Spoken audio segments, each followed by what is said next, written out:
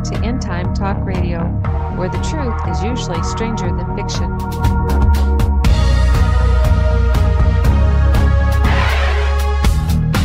The purpose of these shows are not to scare you, but to prepare you, because what you don't know could hurt you.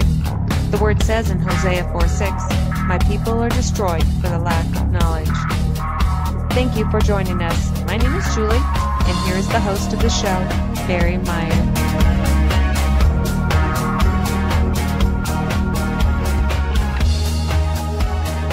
Welcome to End Time Talk Radio. We have another great show.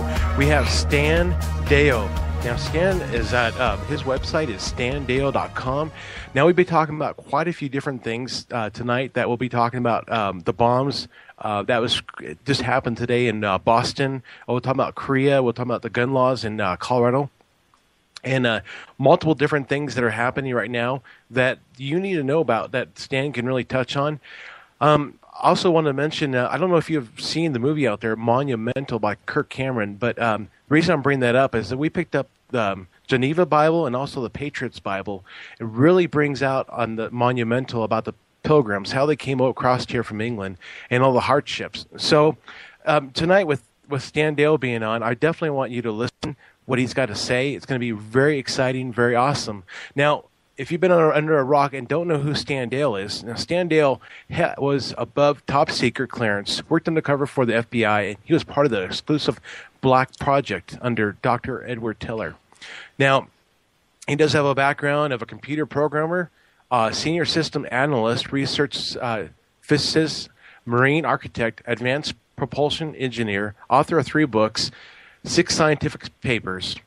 And there's just, we can go on and on. There's so many different things. He also wrote The Cosmic Conspiracy. His wife, I read the whole book, both of them, The Cosmic Conspiracy and Dare to Prepare. Stan Deyo, welcome to End Time Talk Radio. Thank you for inviting me. It seems like I'm getting a bit of feedback, but that's okay. I'll tune that out. Okay. There we go. You're not getting the echo over there, are you? Is it? No, I'm not. I'm good. Okay, good. All right. Stan, I know you probably didn't catch maybe happened with the bombing, but there was 2 bombs that went off in Boston. Have you heard much about that? Holly only told me briefly as I was coming in the door here. I've been out in the warehouse today. Apparently a couple are dead and 160 wounded or something like that. Do you have more information on it? I think it's pretty much the same thing. What do you think's happening? Is this actually a terrorist act? Is it government? Is it somebody else? What's your feelings? Well, having just walked in the room, basically, I would assume it's possibly a terror attack, but until we know more about it, it might be some nutcase doing it. I don't know. I don't know. Sure. It's definitely scary because we're seeing so many different things happen, and I definitely want to talk, John, with Colorado, what's happening over there. But I first want to touch with Korea. What's going on with there? Is this actually a threat, or is this more of a made-up thing that gets people scared and not see something else that's going on? Well, I'm going to throw kind of a dark horse into the race here. Okay. In the Bible, it does say that the Antichrist will come to power with a small people, a small nation, in other words. I'm wondering if North Korea is going to be the catalyst that brings the Antichrist to play. And here's how I see it. North Korea's been making nuclear weapons, got missiles ready, etc. They've been cozy, kissy with Iran, who wants to destroy Israel. So you see here the motive and the method coming together between Korea and Iran. My thought is that very shortly the Iranians will want to attack Israel, and Israel will make a preemptive strike or defend itself. I think this will occur, and probably what enables Damascus to be melted to the ground in one night, to become a ruinous heap. Now, so I'm watching this thing with North Korea very closely, as are a lot of people. Mm-hmm. I don't feel so threatened in the United States or even for Hawaii about it, but I do think it will be a catalyst that will start bigger things into play and bring to the forefront what will be eventually become the Gog-Magog invasion of northern Israel. Yeah. Just my opinion. Yeah. Stan, it's kind of scary because we're seeing so many things happen. And not just over in other countries, but now we're seeing it spill over into our country. And one of the things is the Second Amendment that's being attacked in Colorado. And one of the things that was brought up with that sheriff, with he mentioned with Homeland Security, how close are we to seeing guns get confiscated in Colorado? I don't know. I think certainly the legislation that's at the forefront now is to limit people getting access to it without a background check, et cetera, et cetera. Mm-hmm. But the legislation here at federal levels eventually is going to make it so that people who have any black marks as far as what might label them as a psychotic type individual will not be able to purchase weapons. That can come from your doctor, probably from pain meds, or from your psychiatrist if you see a psychiatrist, etc. So it's going to be pretty limiting there. In the meantime, I don't know whether they're going to enforce, door-to-door confiscation of weapons just yet. They're not ready for that. What they are trying to do is drive us to anarchy. And this administration, I don't think they could do any more than they've already done, except maybe one or two more little things to bring us to the brink of civil disobedience, revolution. And this gun issue is part of it. I'm amazed at they're saying they're going to arrest our sheriffs if they try not to enforce the legislation, but 30-some-odd sheriffs have gotten together and said, we don't want to do it, and the feds have said, if you don't, we'll send in, Secret Service, and we'll take over Colorado. So it's strange here. Yeah. One of the things that's happened in Wyoming is our governor is not for guns. It's kind of a said that's kind of that people that know him. Now, that being said, we have Cindy Hill. She's the state superintendent, and there's a bill that's SF 104 that went through. And basically what it says is that it does away with the superintendent, and it puts in a czar that nobody has elected person to go talk to. So the thing about that is that things are happening in Colorado now in Wyoming, and they say what happens in Colorado, Wyoming tends to follow behind. They're saying next year we could be saying the same things here as they're in your state. So, well, if there is a next year for us, I think things are going to come very heated very shortly, and this may cause martial law to be imposed. Mm-hmm. I think America is going to come unglued at the seams very shortly. I just can't see people going on with all the oppression that is coming out of this administration in so many areas of our lives. Mm. Financial, militarily, police state-wise, taxation-wise, the list goes on. It's just becoming very oppressive, a heavy burden. One of the things my wife and I, we've actually been hooking up with more people that are like-minded. With that being said, we're moving into like Colorado, different, like in a regional area, so that if we had to go, we could go maybe to this person's house or something like that. Is that something that you are might be doing yourself, where if something happened, you could go somewhere else? No, I'm afraid like many people, we're trapped where we are. We have no other properties and no one else close, so they'll come get us, I guess, but that's the way we have to play the game. Yeah. I know the sheriff's departments up in northern Colorado are definitely preparing for what's coming down, and they're stocking up on food, and they're giving the ammo and ready. I think they know what's happening, what's getting ready to happen. Our sheriff here in Wyoming, he when I called him, I told him that how I didn't really care for what was going on and really concerned, and he said that he is building up with of numbers of people so that he could call on when this comes down. He said that when this would happen, he would call. Well, let us know. We'll be standing by to hear that. I don't know what we can do about it personally, but there are other people that are out there like yourself that may have a plan B. We just getting too old and not enough resources to do that, so we're going to hold out here as long as we can, and that's it. Well, if God opens up where we can help you out, Stan, we'll definitely be willing to do that. Well, that'd be nice. That'd be good. Well, you're welcome. Stan, now with the idea of civil war coming into America, with the Hopis, what do they see?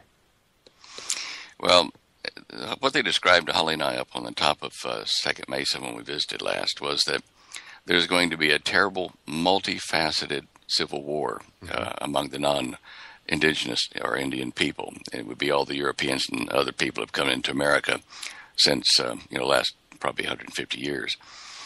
And they said that the polarities in it would be like, black against white, illegal against, the right wing or whatever. Islamic people being attacked and vice versa by Christians and Jews.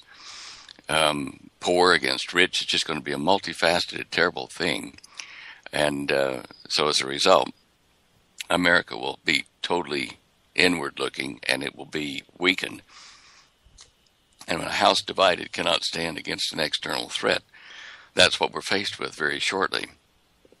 The Hopi said that there would be foreign invasion in the United States, and their description kind of indicated there would be some Middle Eastern people involved, and possibly Russia and China as well, from what they said. But the Middle Eastern thing was kind of a novel approach to hear from them, and I didn't think any Middle Eastern countries would come over here to invade, but maybe Iran or some of the Middle Eastern countries will get transported over with the Russians. I don't know. Mm-hmm. The Russians do have to neutralize the United States before they go in and attack Israel. Now, technically speaking, Russia does not have to go defend any of its treaty nations over there in the Middle East against Israel yet, because Israel hasn't made any offensive move or preemptive move on any of its neighbors.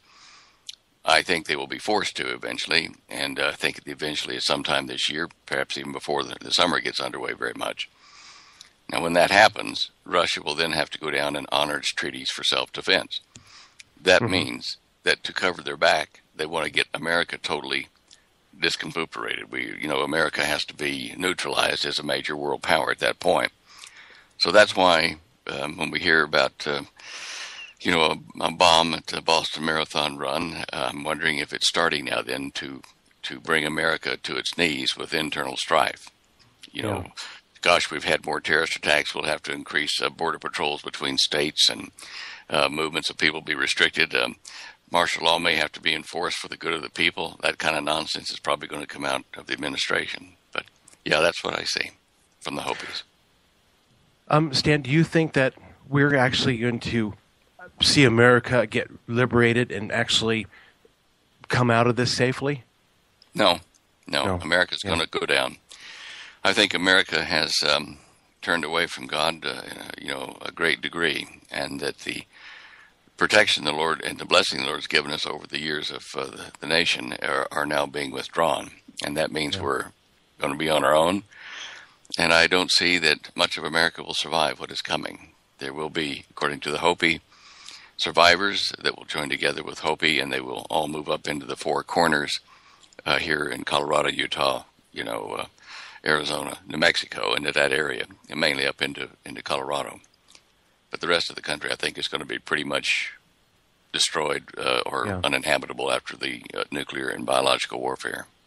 And Stan, that can be very scary, because there's a lot of people out there that are not ready for what's coming down, Stan. And, my heart is that we would see, people to come to Jesus Christ, our Lord and Savior. And it just scares me, not for much for my life, but for those who have no clue what's coming down. Because, Stan, I work for a company that's it actually has a 13th largest it's a 13th largest trucking company in the nation. And they're looking at their 401ks, everything looks great and stuff, but the CEOs, it's almost like I heard one CEO was all worried about how they looked and different stuff like that. And Stan, I can see a lot of people when they see everything fall apart, they're going to have nothing left, and they're going to probably commit suicide. I see that happening, and it's just so sad, because you just can't reach those people. I know. If you think you're sad, think how the Lord thinks when he looks down on all the people that could have been saved, that he's going to have to watch, go down. Yeah. So moving on. Okay, so do you think that we're actually going to go into what they call the FEMA camps, the concentration camps, shortly? Oh, there may be a few people taken there, but I think that there are too many of us to put all of us in there. Maybe the what they consider to be the ringleaders of the voices that the people are listening to. But then again, a rapture may occur before that and take away their prime targets. Who knows? Yeah. And that's very exciting because I've had a couple of rapture dreams, and I know that you've had some rapture dreams, and those are very exciting to hear that. When I was working at work here a while back, I had a guy, and it was so funny. You know how God sets things up. Right. And coincidences. Yeah. And this guy, he's not even a Christian, but he knows who you are. He knows Steve Quayle and other people. So we got a chance to really talk. And I can't remember everything in the whole conversation, but he knows of a janitor that is working at one of these camps north of Salt Lake City.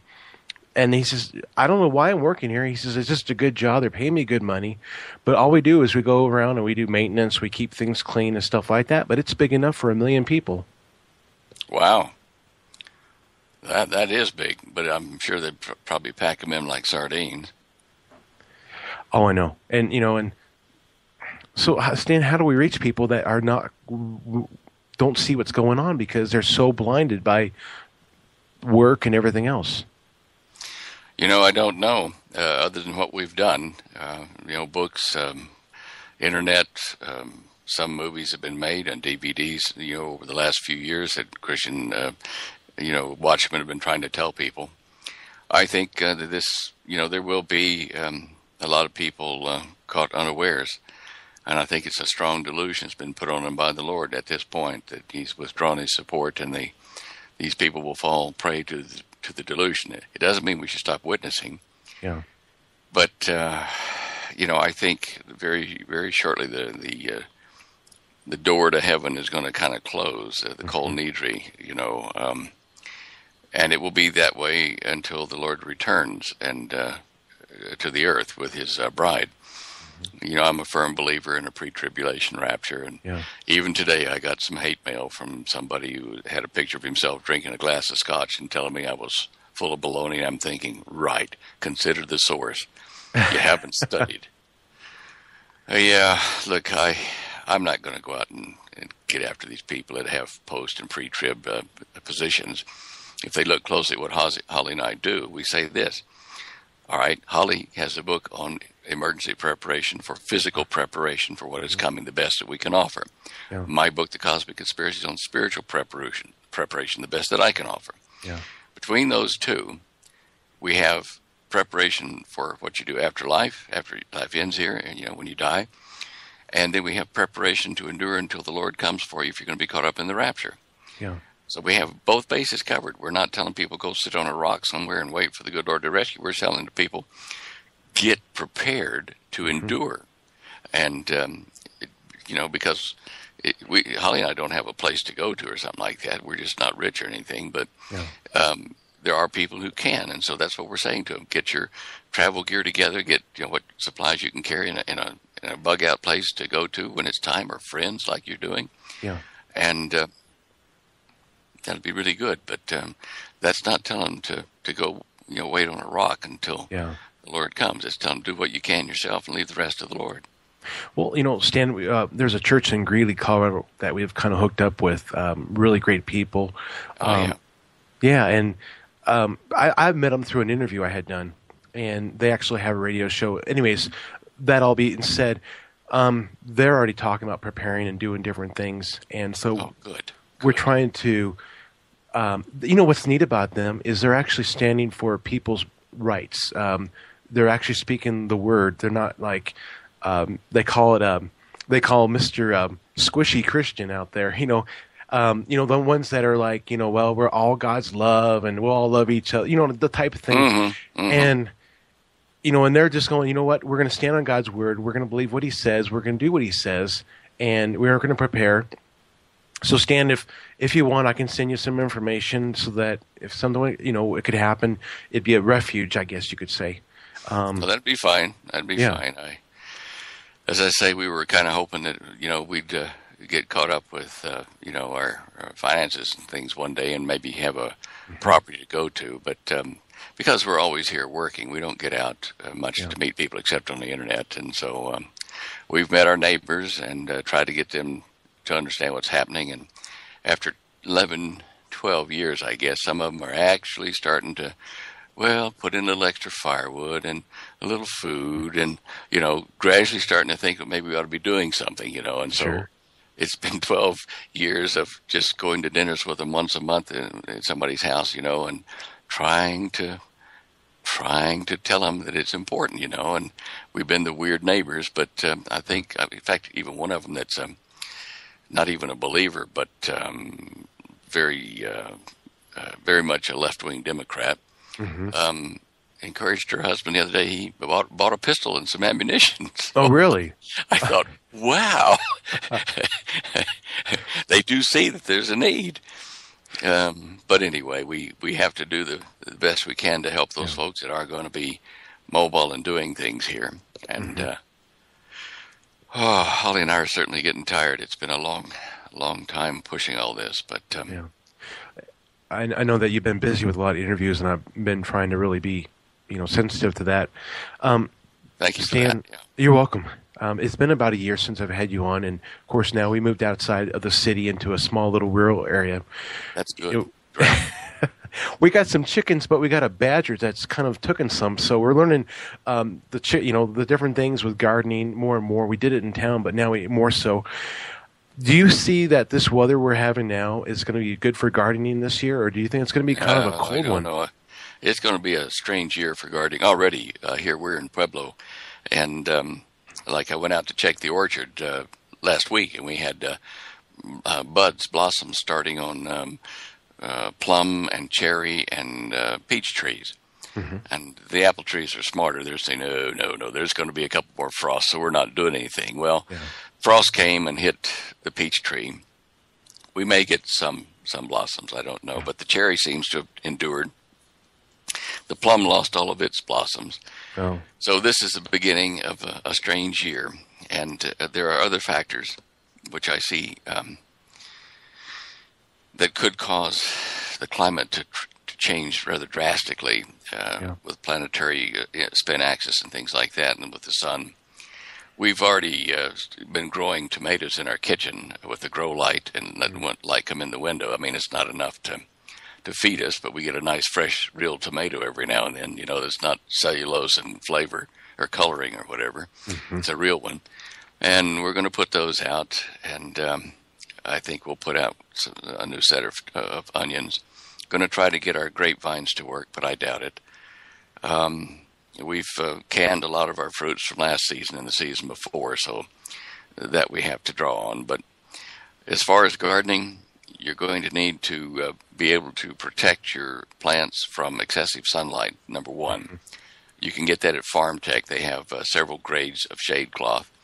Get you some shade cloth and be able to stretch it around and over it on the days where it gets too hot. They have 40% and 30% and 20% shielding, that kind of stuff. You don't want to get too shielded, but that will also help to form a wind barrier. We do 4x4 raised gardens here, so we have posts around the four corners, and we put up netting to keep the small critters out, but then we can very rapidly sling this sunshade around it and over it when we have like hailstorms to come or dust storms or that kind of stuff. And the sun is going to be pretty brutal to us here in Colorado and Wyoming and around the area because we're going to be in an enduring drought for another year. Mm-hmm. You'll want to watch your tomatoes and things because they don't like to flower or to put out fruit in the heat over a certain temperature. So for that reason, we'll probably keep some of our tomatoes in and some out. But be very careful with your garden. It's going to need TLC in the kind of weather we're approaching. When we had tomatoes last year, we had those big, green, ugly tomato worms that were just attacking our plant like crazy. That's a moth that lays those eggs. Yes, and it's a nasty thing. It can, as you know, those green worms can take a plant out in a day. Yeah. And they get big fat things, and they just go over the leaves like crazy. But pick them off, throw them into, or kill them and whatever. But check your leaves every day underneath for those little critters. You'll see a chewed leaf, and you'll know, I got a baby here, a baby caterpillar. Go in there and find him and get rid of him. Okay. The shade cloth and stuff will keep the moth out. And, let's see, what else have we used? Shade cloth is probably the best thing, but very thin shade cloth over the top. And as they are a moth, they probably sneak in at night, so you want to be sure at nighttime you got them covered. They make a kind of triangular-shaped moth, kind of dirty gray with patterns on it, maybe a little red under the wings. And anyway, yeah, they hit us the year before last year, and our neighbors, and boy, they are vicious. But you just got to get out there every day and get them off. Yeah. As I said, and when I invited you on, I believe this might be my last interview with you. Not that I don't want you on again, I would. But Stan, the way things are going, it's going to happen here pretty quick. One of the things, yeah, and it's kind of crazy because I can't. It just doesn't seem like people want to wake up. One of the things I heard that was very interesting that you mentioned. We have family out in middle Nebraska, which is about 300 miles away. And on a radio show that you were on about 3 weeks ago, you mentioned about marking with a GPS your distance there. To see because the reason why with the shifting of the earth and the land, I think you were saying 1,000 miles. Would 300 miles be enough to justify a change? It might be. You might try that and see. I'm not sure. I'm still of two minds whether checking our GPS time to travel from point A to point B will be enough to see the change. And whether the change will be relative in the satellites, their orbits, whether they will move them out so that they're further out and compensate for that so that the GPS signal you're getting tells the truth. But it's still going to be different distance. I mean, I can't see any way that they can hide that. The calculations they're doing, if they're doing it on a fixed data map that they have, that's one thing. But if they're actually doing it on satellite A talks to satellite B and looks to see where the location of that town is you're going to, and where you're going from, that might actually calculate the true distance. And if it does, then the distance will be increasing. And in some cases, it might actually decrease because of the Earth may roll up a bit or scroll up a bit like a rug that you've stepped on. But, yeah, I mean, we've been getting dreams and visions sent in here and been hearing reports of it all over the place about people forecasting more sinkholes all over the place and fire and stuff. And certainly the Bible does address fire. And if the planet is expanding its diameter and if the magnetic core of the Earth is shifting and the spin axis of the planet is being thrown off by the melting of the ice at the Antarctic, then we are going to see some horrific winds. We're going to see drought. We're going to see changing climate that will just destroy crops that we've been dependent on. A lot of stuff like that's going to happen, I'm pretty sure. Yeah. Do you think the Rocky Mountains are going to see sinkholes? The reason why I'm bringing this up is that north of us, there's a town called Guernsey, Wyoming. And someone was just showing me on Google Earth, there's actually a pretty good size sinkhole up there. And it's to the northeast part of Guernsey. And there's like a mining area not too far from it, but it looks like it is actually sunk down like you would see like in Florida, but much bigger. Do you see sinkholes showing up like in Wyoming and Colorado? Well, look at Colorado. It's a mining state, and there have been a lot of old abandoned mines even. And certainly if we get this stretching of the Earth's surface, those mines will probably collapse and be a sinkhole. The sinkholes occur in areas where you've got water or fluid intrusion underneath structures normally, but the pressure of the ground, pressing against itself sideways, has been enough to hold the ground stable with us tramping over the top of it and building houses and whatever. But when it starts to spread and stretch the surface, it will pull apart the support over the top of these rather naturally occurring events. And if that happens, then sure, they will collapse. And a mine is an event, whether natural occurring or not, is a man-made event that is held together because of the static pressure of the dirt around it. When that's lessened, it will fall in. And so the long answer is, I think we're going to have sinkholes in Colorado, in New Mexico, Wyoming, over mines, if nothing else, over mines. When I had done an interview with, you probably heard of Jim Williamson a few weeks back, he was telling me when they would do some drilling down into the, when they were putting in these pylons for the buildings to put up the skyscrapers, he said that there'd be times that he'd be drilling down, the drill bit would catch something, break off, and then when they went down there to go get it, it was gone. And he says, oh my gosh, there's a cavern there. That could cause a sinkhole too, couldn't it? Oh, yeah. When gravity presses all of the dirt and rocks on the surface of the earth together, sideways as much as inwards, and there's this pressure. When you start to stretch the planet for whatever reason, it lessens that pressure, and things will collapse where they used to support themselves, and that'll occur with caves, with salt domes in Louisiana and offshore in Louisiana, Mississippi, and a lot of places. And certainly I wouldn't like to live in the southern half of Florida, because that is just going to be a real problematic area because of this. And I was pretty scared that they never even found the body, did they, down there? No, that guy disappeared down that hole under his bed, and he was gone forever. And the TV set went with him, too. When something like that happens, how deep do you think of a salt cavern, or not salt cavern, but a cavern it was deep? I have no idea, but boy, that's spooky when you think about it. You go to sleep one night and you fall down a deep, dark tunnel forever. But yeah, there's a lot of things happening that are going to induce fear into the general population.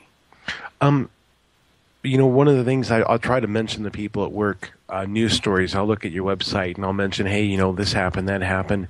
If people don't see it on their news channel, they really don't tend to believe someone that brought it up.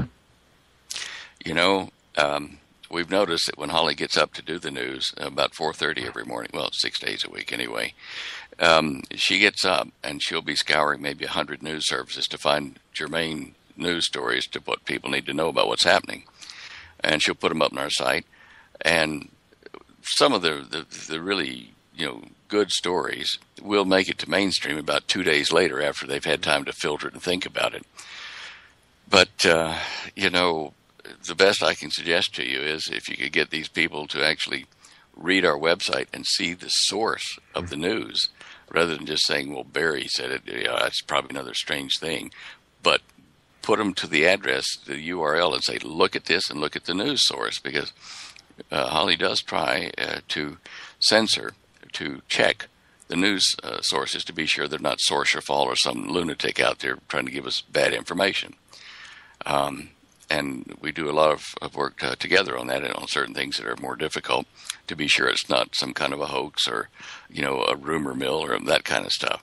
We still let the odd one get through, but for the main part, we do catch all those. Sure. That was a news story that came through, I think, last week. It was made up with Joel Osteen. So yes. Wasn't that bad? It caught people by surprise, didn't it?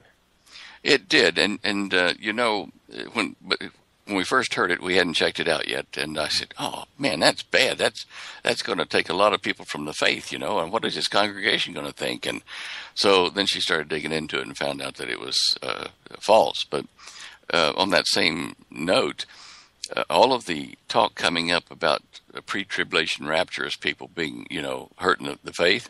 Mm-hmm. We to investigate things like this, like a detective would in a murder case. Follow the money. Yeah. Who stands to gain if they tell the people who are Christians, you're going to have to endure the whole 7 years tribulation. It's going to be hell for you on earth. You're going to get your head cut off. Yeah. I mean, who profits from that? Satan does. Yeah. Okay, same thing for mid-tribulation. You're going to have to go through it and still get persecuted and put in a jail and killed. And that wasn't what Jesus said. He was talking to the Jewish people at the time, not even the church, because the church hadn't formed at that time. And, but who gets the benefit? Satan. Then the only one that gets the benefit is the church and Jesus. When you say, as he said, look, be encouraged. Encourage one another with the good news. The man of sin has to be real, but then you will be caught up and taken to a place of safety as my bride. You will be saved. And so it's good news. It's only good news if you're going to get caught out of it. He's not going to make you go through it. I mean, he brought Noah and his family in the ark, and they were taken to a place of safety. And I'm sure the same thing would be done here if we were going to have a flood now to hurt the earth. But it's going to be fire and terrible destruction from asteroids and stuff like that. So what's he going to do? We're not going to be parked here. We're going to be parked off the planet, just like it says, caught up in clouds, to be with him in the air. Wherever he goes there, after that is his business. It will go with him. But that's what I see now is a great effort to make many people, Christian people's faith go cold and to turn away from the church because of disinformation, fear. Yeah. Stan, back in, let's see, what was it, January 10th of 2013, I'm looking at this to refresh my mind, but I had this dream at night. I can remember I was lifted up like with two angels on either side of me, and it was like really real, and I was taken up. We have a little Yorkie puppy dog, and we got a little Burmese mountain dog too. But I was lifted up, and I remember going, oh, I want Boomer to come with. I want him to come with. And I was taken up, and as I was taken up, the thought went through my mind is like, oh my gosh, it's going to get so very bad on Earth. And that was pretty much it. Well, did Boomer come or not? I was hoping. I don't know. So you love your pets. We do. Yeah, we love ours too. And our prayer is, with the Lord daily. And we do say, well, look, if they can't come on the rapture, please take care of them or put them to sleep gently so that they don't have to endure what's coming if we can't take them with us.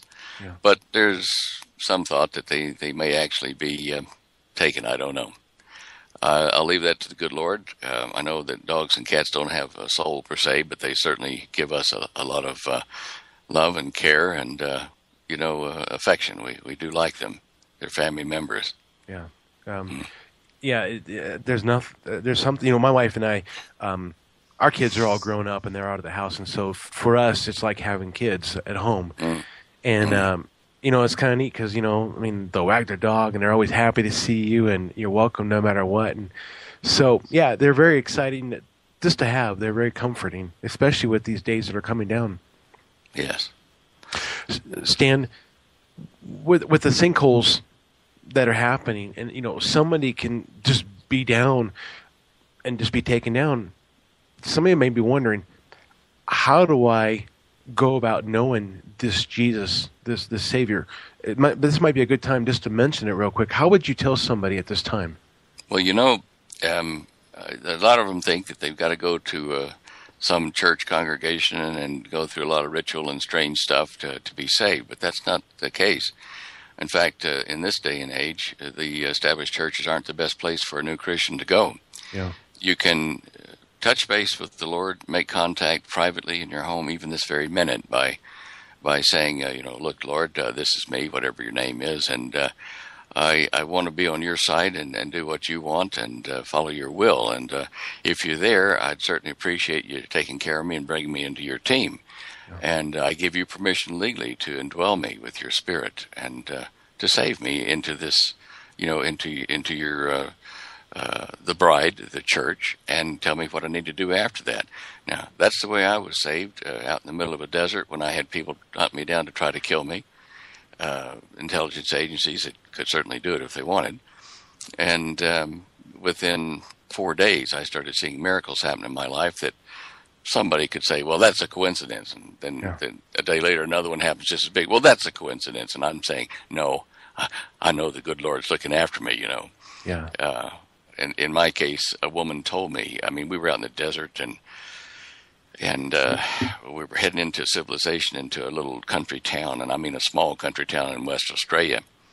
And just after we came out of the desert and crossed over into this town, it was Sunday morning.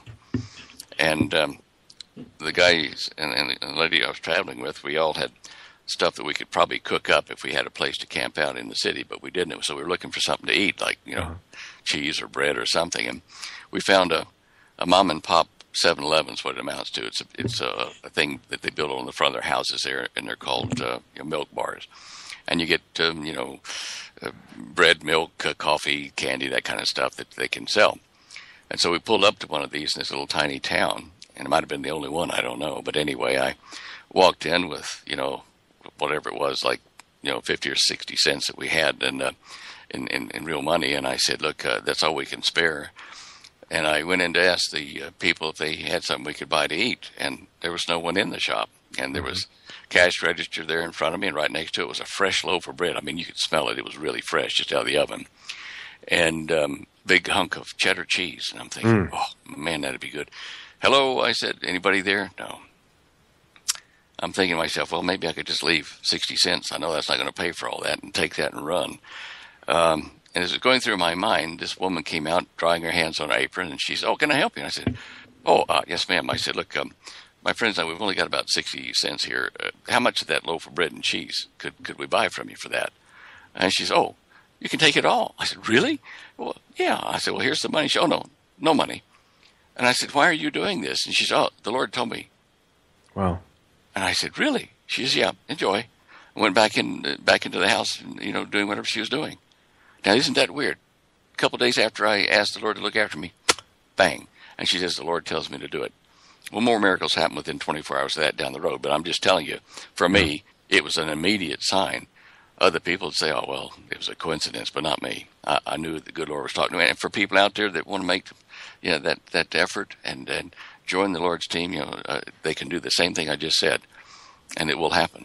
And then your life will change. Certainly, it's never too late. And your sins are forgiven. Once you sign on board and ask the Spirit to indwell you, your sins are forgiven.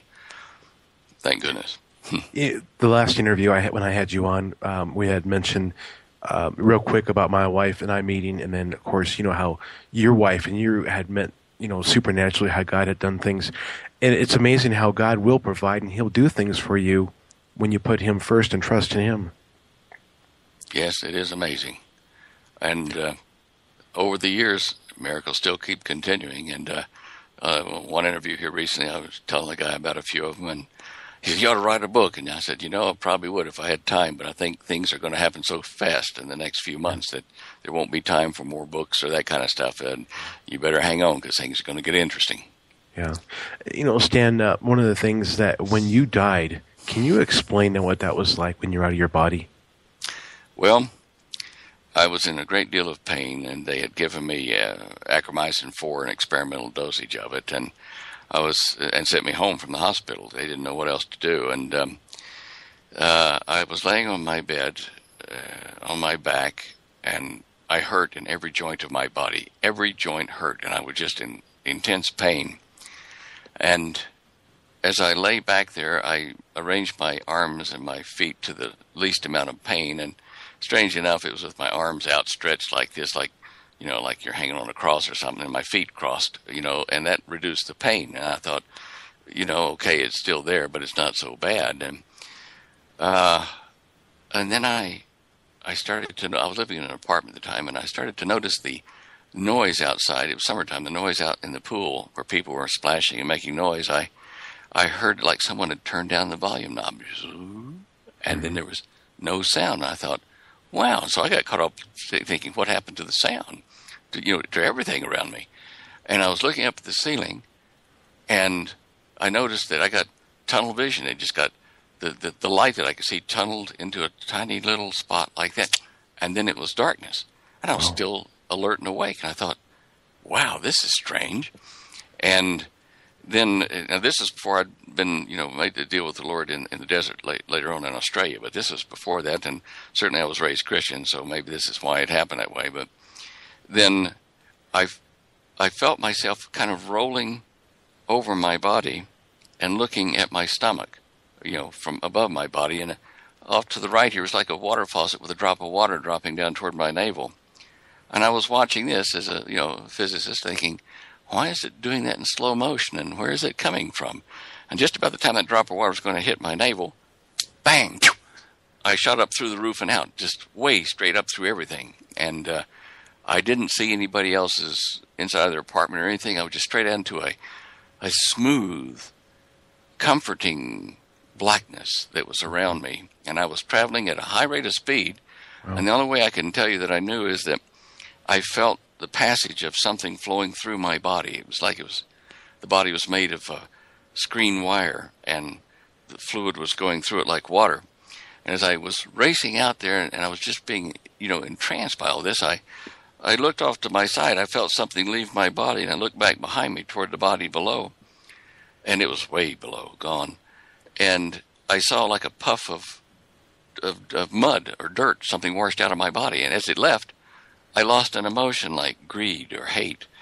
And this happened several times as I'm flowing out there, got toward this light way out there, and it was washing my body clean.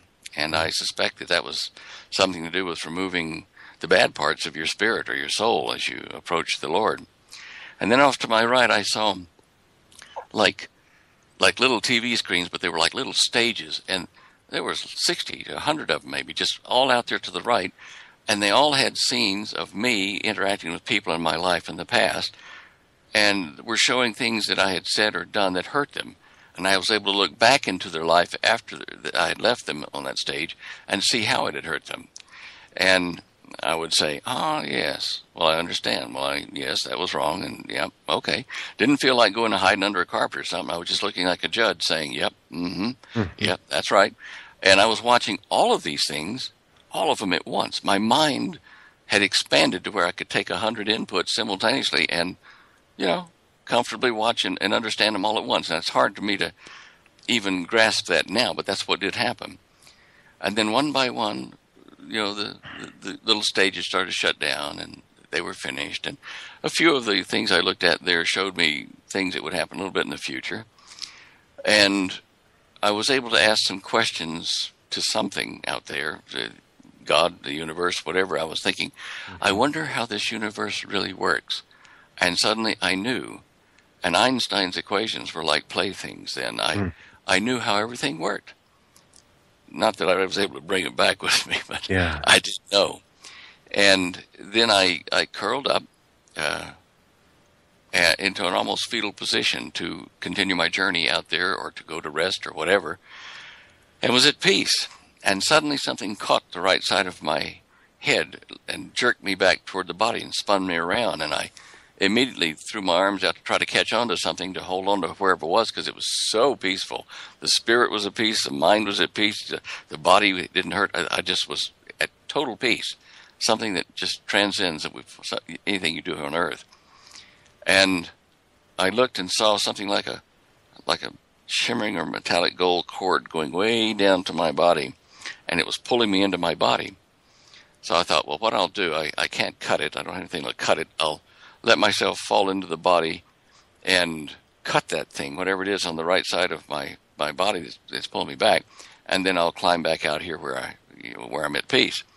So I landed in my body with the right arm and right leg, and I was part in that world and part gone. And so I realized that what was pulling me back was the bed phone was ringing and ringing on the right side. And so my eyes were dried open, my mouth was dried open, and I don't know how long I'd been in that state, and I tried to get my hand to get over there to get the phone, and it was like taking a 15-pound leg of ham by the one end and trying to get a phone off the hook. And I managed to knock the phone off onto the bed, and the handpiece rolled over to me, and I was able to pick it up, or at least push it up toward the ear. And I said, yes.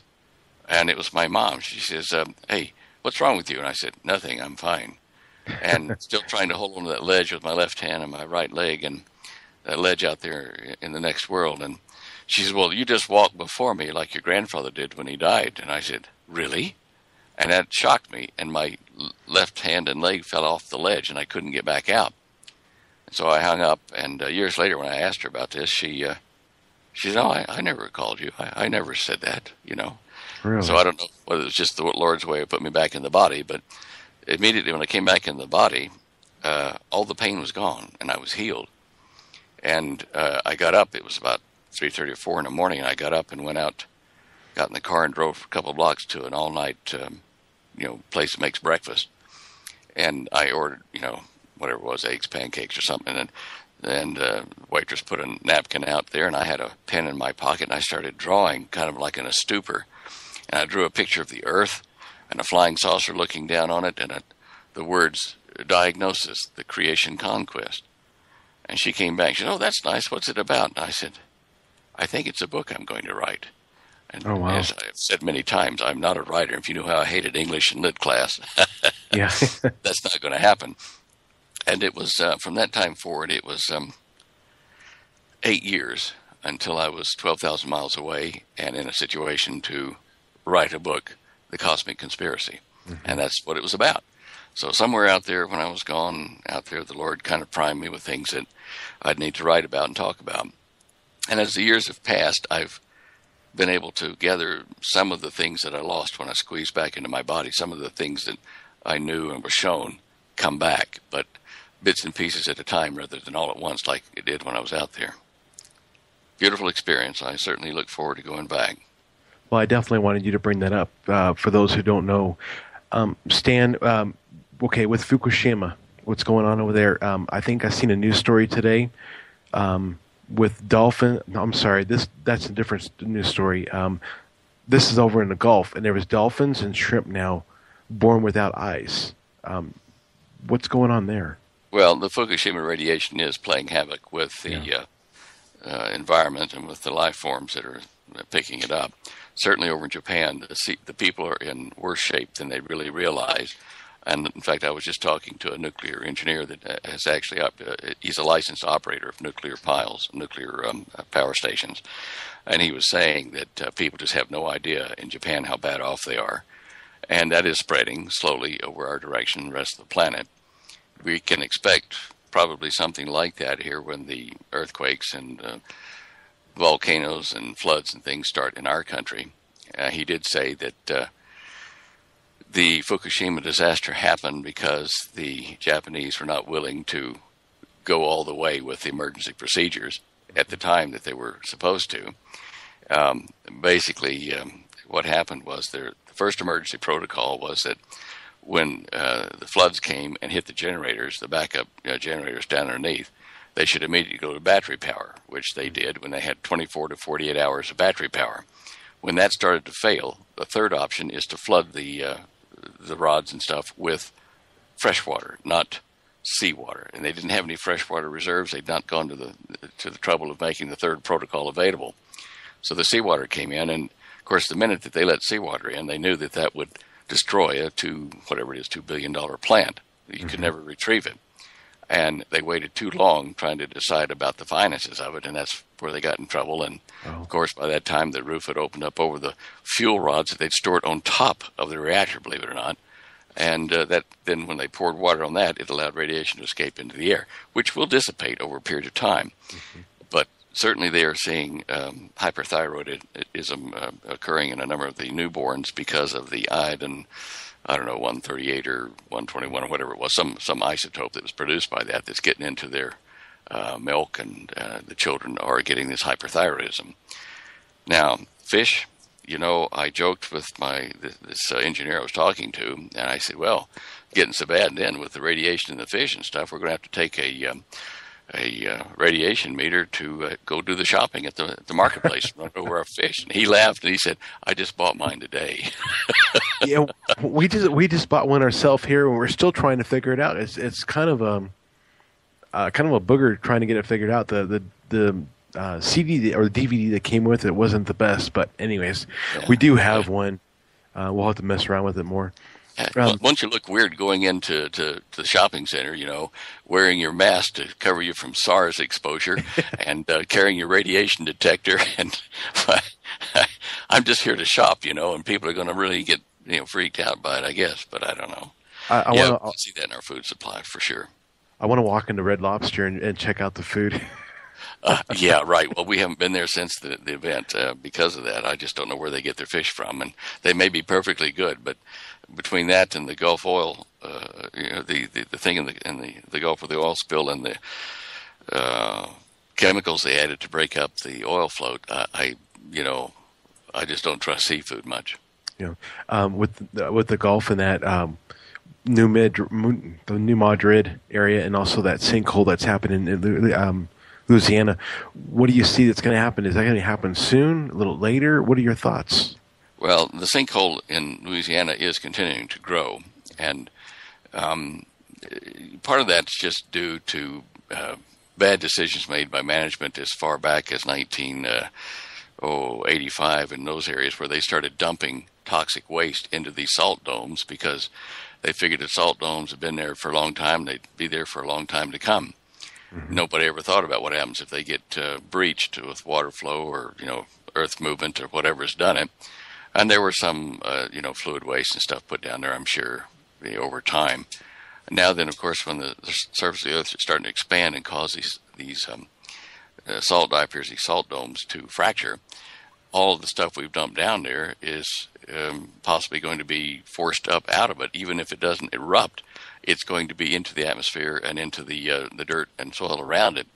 And there are things in there that are not just light toxins. These are heavy metal poisons. These are gas. Petroleum things that could explode or ignite and throw this stuff all over the place. And a lot of the poisons and junk we put down, the carcinogens, will come out. It's not a good thing not only at the site, but downwind from it. Now, that's only one of several salt domes. There are a bunch of them, much bigger, offshore. And earth movements, severe earth movements, could fracture these things. And, although it's salt domes, and all of them have been packed out with poison, it will cause subsidence in various areas and little miniature waves of water as they collapse, that kind of stuff. New Madrid is another question mark. It is due to erupt. It's overdue. And to erupt, to become an earthquake. The fault line should go every about 180 years, and it's overdue. And now the same thing is true of the New England coast off of Oregon, the northwest coast off of Oregon and Washington, where the New Madrid fault line is connected, believe it or not, by an underground fault line, which runs from Florida through a little bit north of Wyoming and up into Washington State. It's called a lineament, and it's an underground fault line that you don't see, but the Lewis and Clark expedition actually found it first. Now, when the Juan de Fuca plate off the coast of Washington, Oregon, when that does release, it will release an earthquake at least Richter 9. Now, there will be local shock waves and damage. There will be tidal waves from it, and that shock wave will probably hit the lineament fault line, which connects down through the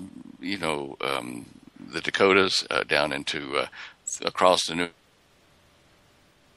Okay, and that shock wave could trigger the southern end of the New Madrid fault, and that would probably trigger sideways faults that go into Arkansas and Oklahoma, and maybe even over toward the Appalachians and up that way. If the New Madrid goes off, it'll probably be about a Richter 8, somewhere in that region. Definitely these days that would not be good, because we have a lot of traffic across the Mississippi and the Missouri from the heavily populated eastern states over to the food belt west of the Mississippi and the Missouri. So, yes, are we still there? Yeah, I'm still here. Yeah, let's see here. Okay. Yeah, we're having trouble with the video dropping in and out. I don't know what that is, but anyway. Okay. Yeah, ask your next question. Let's go on. Stan, since we're down there by Texas, I heard you talking about JFK, and that really intrigued me about some of the stuff that you had found about that. With him being shot down there. Right. What part intrigued you? The manhole cover part, where you actually went in down there. Well, yeah. The report from the Warren Commission report did say that one of the shots to the bystanders sounded like it was a cannon, and that they attributed to just the reflection of the sound from Oswald's rifle up there reflecting off of Dealey Plaza and some of the grassy knoll and the fence behind that.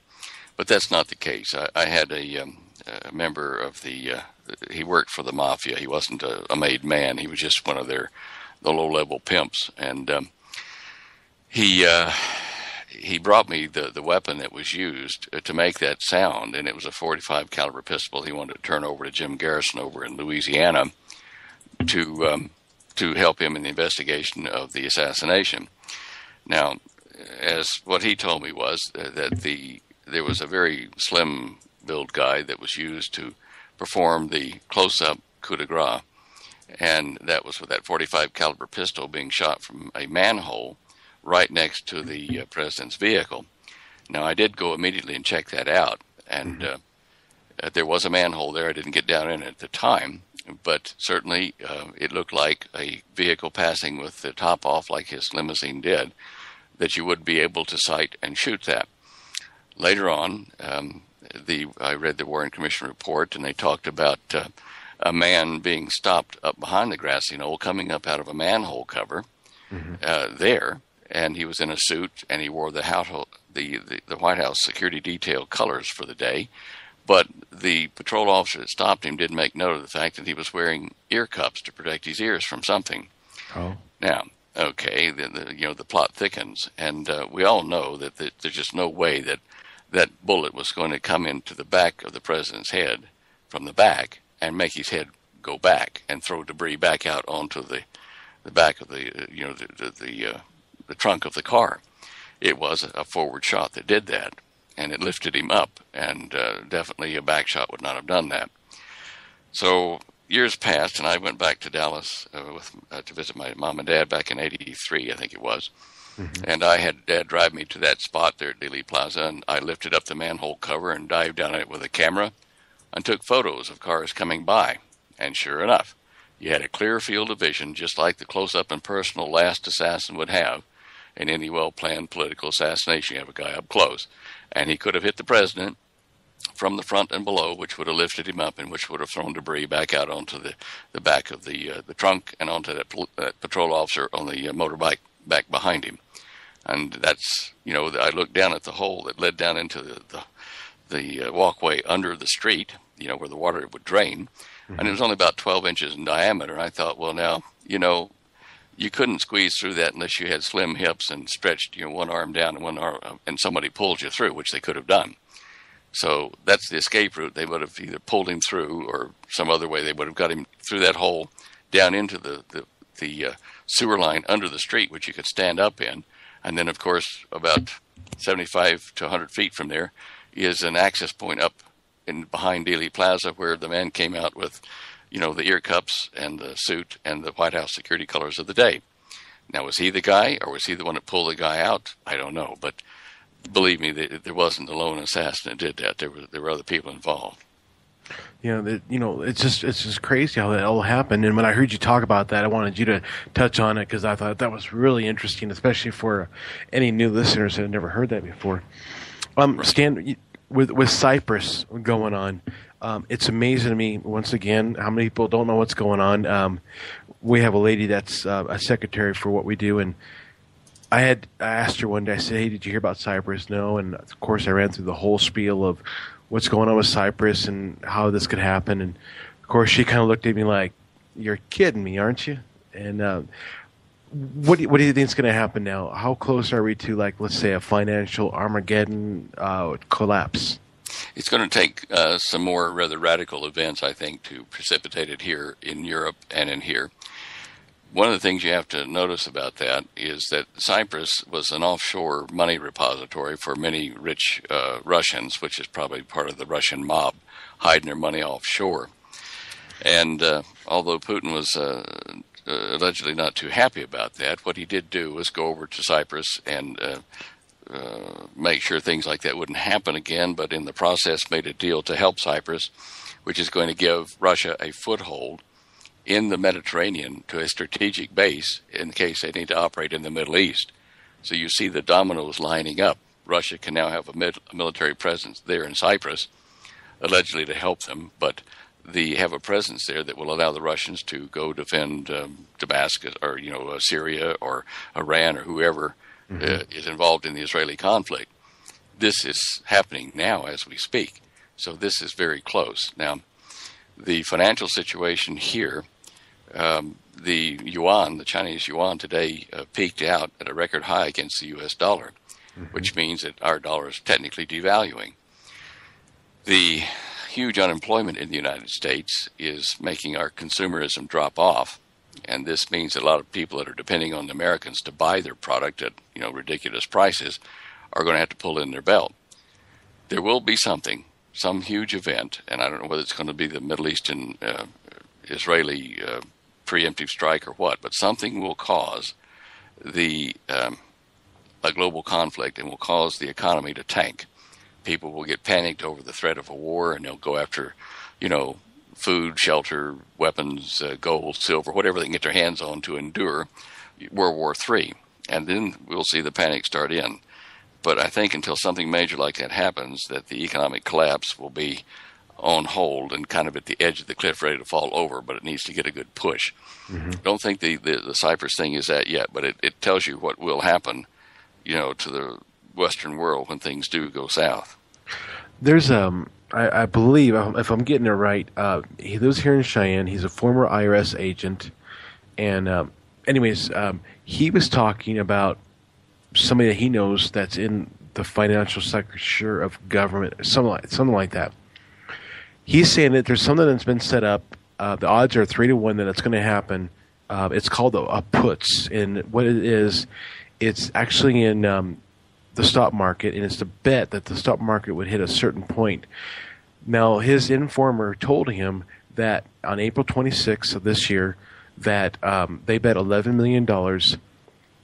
If the stock market goes down to 6,000 points, this person who is anonymous will stand to gain $18 billion. Have you heard anything like that floating around? No, I haven't, but maybe your source is certainly better connected than I am in those circles. But they're on options. They're puts and calls, and calls to buy, puts to sell. And a put crisis would probably, if you've been on the right side of that, normally you buy puts or calls on things to straddle your position, so you can go this way or that way if the market goes up or down. Mm-hmm. They're betting on a market failure, April 26th. So I don't know where he gets his information, but it sounds like he's quite capable of getting good information. And I don't know what will happen to money in banks, whether they'll have a bank holiday. The stock market, the gold and silver market went down today, and the stock market, Holly, go down, 250 points today? 265. That was huge. Yeah, that's reasonable cut, and it's overinflated, as you know. But let's watch. Certainly people in the know should be preparing themselves and having a little cash under the mattress, and certainly essential goods and services that they can pre-buy, they should do. And good luck on what's in the bank or in your lockbox at the bank. That Frank Dodd bill that they passed, that's kind of scary because, they can go right into your savings here in the United States and grab it. And what's amazing to me, I didn't even know this until this stuff all happens, but when you put your money into a savings account, it's not your money anymore. Well, I didn't realize that either, but yeah. They got you got to have it to put in there first. Well, I know. Well, they're doing anything they can to get the average person that's working hard. I got to work 8 to 5 weekends. My wife and I were blessed that we have both at the same time.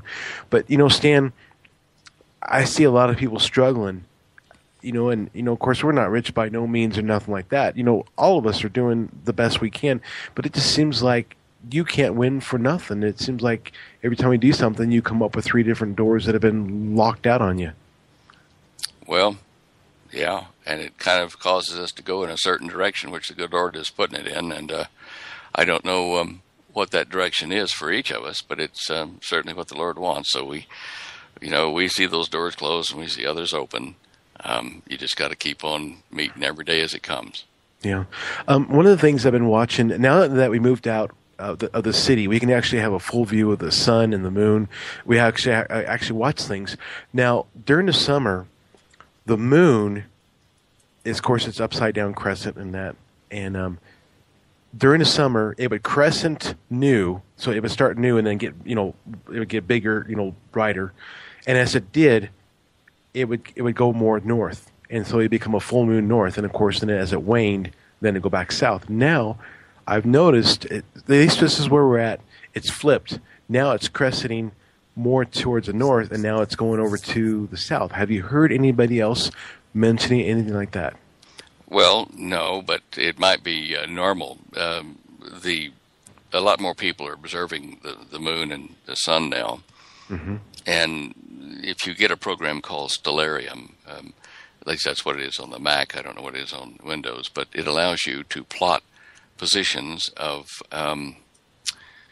stars, planets, even certain nebula and galaxies that are nebula looking like things. But you can position yourself at any day and time on that, and any position on the planet to see where the sun or the moon should be and what phase of the moon that it should be.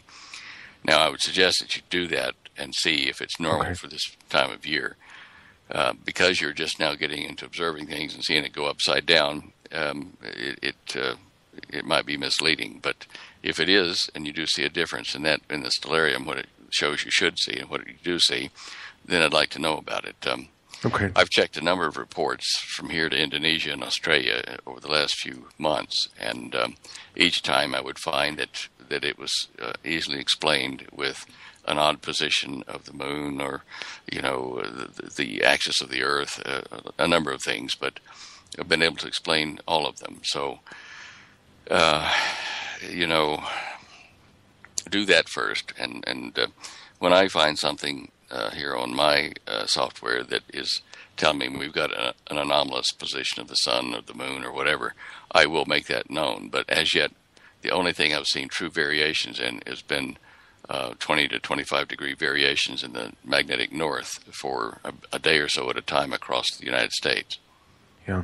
Well, it's one of those things where I'm just an amateur, and but I guess, he tells us to look for the signs, and who knows, it could be a sign. Well, there will be signs, I'm sure. Look, I've been forecasting earthquakes for quite a few years, and recently I've got an even better system to do it with. And one of the things that it showed in March, early March, I believe it was a peculiar anomaly of five spots of heat in the North Indian Ocean. Mm-hmm. And these were rapidly increasing heat points, and they were from the equator up toward the bottom of India. And I saw it one day, and I thought, well, wow, that's interesting. And I thought, well, okay, it's, maybe a storm or something. Next day came up and looked at it. The spots were almost in the same place and hadn't moved, and they were rapidly heating still. Well, that's interesting. And so this went on for 4 or 5 days before I realized we've got a phenomenon here. There's something going on. Yeah. And I mentioned it on a show, and a guy from India heard the show, and he emailed me and said, look, we've been getting weird winds and lack of winds and all kinds of stuff here in southern India. Something is hot off the ocean out there. Okay, off the coast on the ocean there. So I looked back at my stuff, and I thought, well, there's no other place on the earth that I see that's doing any heat or cooling like this. What's on the exact opposite side of the earth? If you drew stuck a pin through those hot spots there in the North Indian Ocean, through the center of the planet and out the other side to the integral point, what would be there? And to my surprise, it was something else I'd been noticing in the same time frame that was happening in the northwestern coast of South America and the western coast of Central America and the bottom part of Mexico. These areas were having increased winds and earthquakes. I was seeing strong earthquake signatures for day after day after day in the same places, and they were happening. So here on one side of the planet, we have anomalous heating. On the other side, we have earthquakes building up. Interesting. Now, normally, I wouldn't see that, but I did see it because of that. And I thought, well, now, I wonder if the current flows inside the Earth are misdirecting and pulling heat out of one part of the planet over to another. How could that happen? You'd have to have a second set of North and South Pole or something. So I went to NASA and looked at their site and their animations they've done with their supercomputer about what happens inside the core of the Earth when a magnetic pole shift occurs. And to my surprise, there was this beautiful animation explanation showing that as a pole shift starts, that the North and South Pole don't stop. They just kind of start to go in different directions, but you also get one or more mini poles where you have a mini-strength north-south pole at an angle to the other pole, the original one, and another mini pole north-south. So you might have 3 north poles going at once somewhere across the Earth. Oh. Well, now, I know from physics class years ago that if you take electric current, like from a battery, direct current, and you pass it through a wire, that it will take heat from one end of the wire and transfer it over to the other end of the wire. And I think it's called the Thomson effect. And so it'll cool one end and heat the other. And in a thermocouple junction where you have 2 dissimilar metals, it will do this rapidly so that you can use it as an air conditioner. Okay, so here I am seeing one side of the planet heating up and the opposite side of the planet exactly having earthquakes and, well, maybe a bit of cooling. I did see some of it, but there was land in the way, so I couldn't see it all. And it was underneath the northern part of South America. That indicated to me then that this phenomenon was probably a mini-pole situation where the current was flowing from the middle of the Americas there, from Central America, up over into the North Indian side and heating the ocean. Now, I could be wrong, but that's the evidence that I've been able to compile so far. That does tell me that our magnetic field is in strife, and as the sun is going through a very odd sunspot cycle. It's called the grand solar maximum, which has only occurred once in 250 years. We're seeing it. And it may be a double peak of sunspot activity, but we're seeing a lot of solar disturbances on the surface of the sun. And we've got comet Ison coming in. It's going to sun graze. It's going to go very close to the surface of the sun in November and whip around. Now, that could further disturb the nuclear reactions on the surface of the sun a little bit in the area and cause it to emit coronal mass ejections. And since 1992, we've known that there have been at least 2 major bandwidths in the ultraviolet spectrum that have started emitting from the sun and coming out toward us. Our magnetic field helps to shield us from this kind of radiation and from deep interstellar radiation as well. Mm-hmm. When our magnetic field weakens, more of this stuff gets through.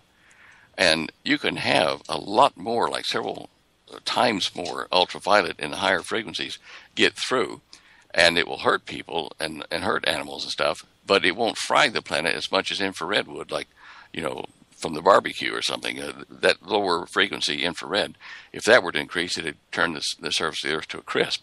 Yeah. But you can have the ultraviolet increase, and it does say in the Bible, in judgments, about the light of the moon being as the light of the day and 7 times brighter and that kind of stuff, the light of 7 days.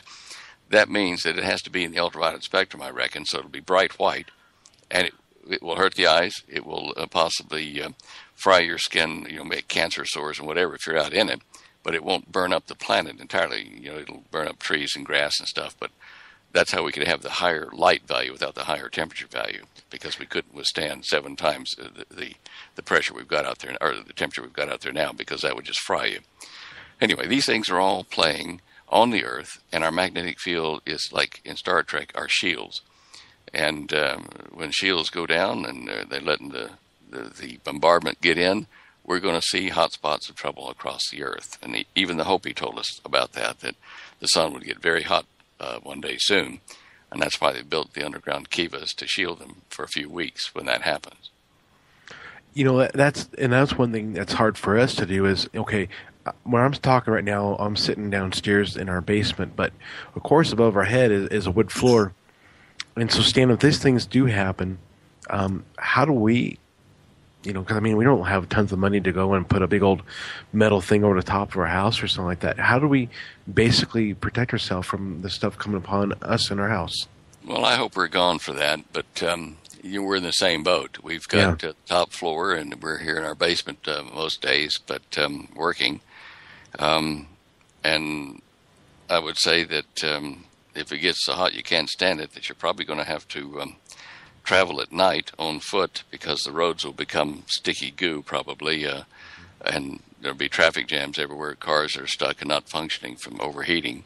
So you'll have to be able to go on foot at night to a cave or some place like that to hide yourself. I don't think that we're going to be here for that, but if we are, I guess you just have to be prepared to walk at night and carry what you can, what you need, and that's it. Or have stuff that somebody that's got a property now, go dig a hole and put a sea container into it, shipping container, and throw 6 foot of dirt over the top, and that will shield you from that kind of stuff on the top and the sides. And then, just hope that you can get out at night and get fresh air. But the only place I know that's a cave that's close enough is some kind of mine out, probably about 100 miles west of us. We went camping and came across it. And some guy from Fort Collins owns the mine, but it's actually a tunnel. You can go in. But really, out where we live, there's not a whole lot of caves where we're at. And Well, there are caves across the United States, but a lot of them are now federally owned lands that you can't get to without running into a bit of problem, with guards. When infrastructure fails, when we collapse here, our societal order collapses in the United States, a lot of these places that are off limits now will be okay. You just got to be the ones that can go there and hold the position. Be careful of caves. Caves have bats. Bats have rabies. Mm-hmm. Caves have a tendency to drop things on you or to collapse when, earthquakes occur. So just be careful how you get into them, how you prepare yourself. And, they're damp. That's one good thing. They might dissipate the heat for you a bit more. Other than that, I don't know what else to tell you. I just hope we're not here for that, because it's certainly going to be unbearable. Every morning when my wife and I, we get up, we read the Word a little bit, and then we pray, and we're asking, God, have us the right place at the right time, bring the right people in our life, just different things like that, just God, if there's something major that's going to happen, let us know a week ahead of time so that we can, hook up to a camper and go somewhere, that God would let us know that I believe that he would be faithful to those who are following him. Yeah, look, I believe that at least one or more angels are watching over every one of his saved people. And that it might be like with Joseph and Mary. We get the call in a dream or an actual presence that appears in a room and says, pick up your things and go to point A now. Go. And we'll go. And it might also be that, like when Philip was translated from his position in one position in Jerusalem up to another to witness to the eunuch, that he was teleported instantly. Well, the same thing may happen to us. And then again, the rapture may occur. And certainly the rapture, everyone's saying it's going to happen in the twinkling of an eye. But the dream vision that Holly had about it was at night. Mm-hmm. And it speaks of the 10 wise virgins with their oil lamps at night, the 5 wise ones of the 10, waiting for the Lord at night. And in the Israeli wedding ceremony, they sneak the bride out at night. So I'm suspecting it's not night all over the planet at the same time. And so what will happen as night passes over areas, there will be, in the blink of an eye, an individual will be taken and another will be taken, just instantly taken, but not all over the planet at that same instant, if you get what I'm saying. In one traverse of the night across the planet, people will disappear in that rapture, but over a period of several hours. You see what I'm saying? I do, and that would be an interesting concept then, Stan, if that was the case. Do you think that people, let's say a husband and wife are laying in bed, the husband's not there, the wife is gone, all of a sudden news breaks out. Do you think it might get people hours ahead of time going, oh gosh, I better get my life right? I don't know. Night falls here, and so we go to sleep, and it's night around the clock, unless they're listening to the news. It's going to be dark on the other side of the planet. If the internet has gone down, or if communications are off in your house because it's nighttime, then you won't hear about the disappearances until it's too late. I wouldn't wait for that moment to make my commitment to the Lord. Yeah, because I think that if a person is on the fence right now, gosh, Dan, it would be a scary place to be in a place where you don't know for sure. Let's put it that way. The most important thing I can see for a Christian or non-Christian now is to be sure that they understand correctly about what happens after they die. If they don't believe there's a God and a heaven and a hell and that kind of stuff, well, okay, that's their choice. But they need to make a definite stand on it now, not put it off till later when they're comfortable and feel like, well, I'll go to church and be religious now or something. It is not time for that.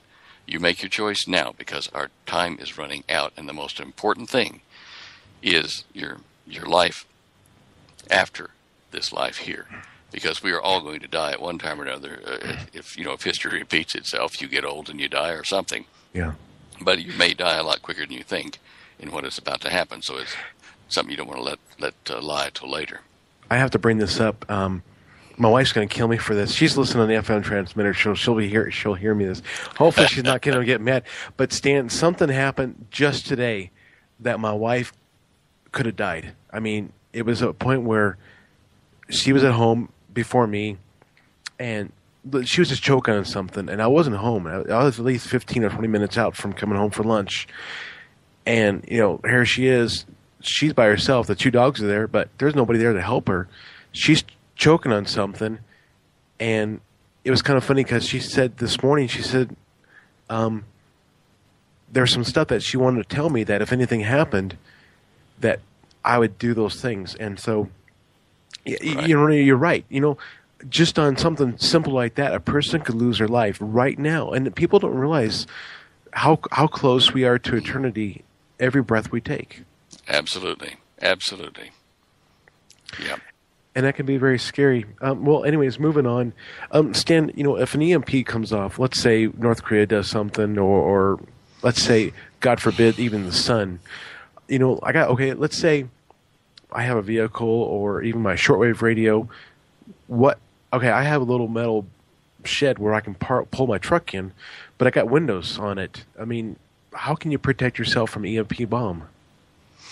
Well, it's going to depend on a number of things, how far you are away from the EMP pulse, and whether your device is connected to the electricity supply with a cord. Mm-hmm.